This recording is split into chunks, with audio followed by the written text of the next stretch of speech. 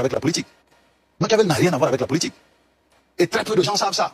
Machiavel n'a jamais dirigé nulle part. Il n'a jamais été élu nulle part. Il n'a aucune expérience politique normalement avérée. C'était un concepteur. C'est un concepteur qui s'est assis dans une pièce et a imaginé des choses qui, pour la majeure partie des cas, sont irréalisables sur le terrain.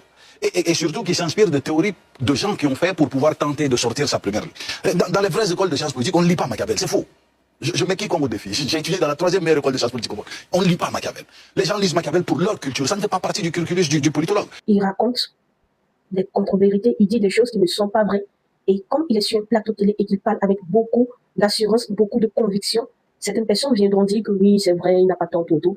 Et ces personnes-là qui viendront le dire, ce sont des personnes qui ne savent rien, qui ne connaissent pas Machiavel, qui n'ont jamais lu Le Prince, qui ne savent pas de quoi parle le texte, qui ne savent pas de quoi il s'agit. Mais comme il est sur un plateau télé et qu'il a quand même une certaine notoriété, des gens qui aiment faire du suivisme, des moutons de panuche, viendront ici raconter que oui, il a raison, Machiavel c'est un théoricien, c'est un concepteur.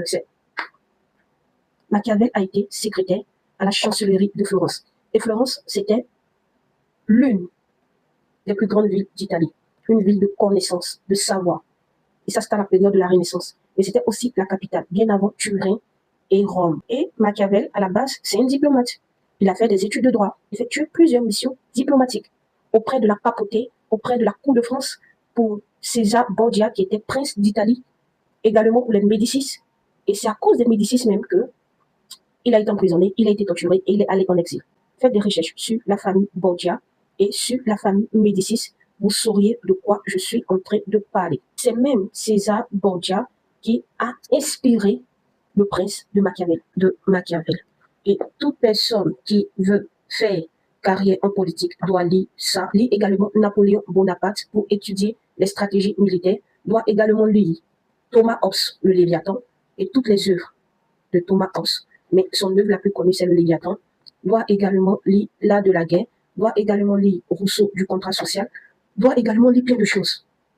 Mais Machiavel, c'est la base. C'est un guide stratégique qui va te permettre de comprendre les mécanismes du pouvoir. Il explique dans Le Prince comment un dirigeant peut conquérir le pouvoir, l'organiser, le conserver, le stabiliser. Je vous mettrai 2 vidéos qui vont venir illustrer ce que je m'apprête à dire.